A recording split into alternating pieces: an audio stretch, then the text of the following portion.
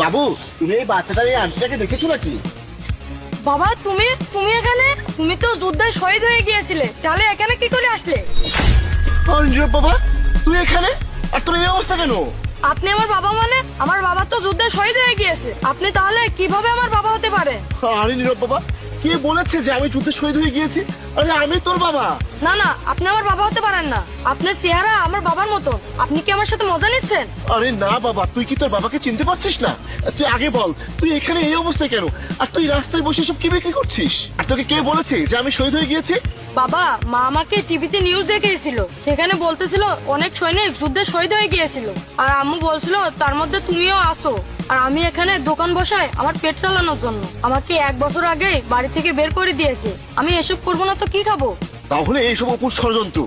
আচ্ছা তুমি বলো, তোমার আম্মু এখন কোথায়? আম্মু একটা বিয়ে করেছে, আর আগে আমরা যে বাড়িতে থাকতাম সেই বাড়িটাও বিক্রি করে দিয়েছে।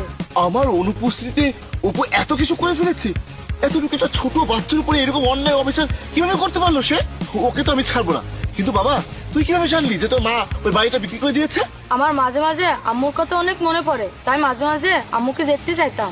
তাই একদিন গিয়েছিলাম, তো ওখানে আম্মু ছিল না। সেখানে একটা লোক ছিল, সে বলল তোমার আম্মু বাড়িটা বিক্রি করে দিয়েছে। আমিও তো প্রথমে বাড়িতে গিয়েছিলাম, কিন্তু ওখানে গিয়ে আমি দেখলাম বাড়িতে তালা মারা। প্রতিবেশীরা বলল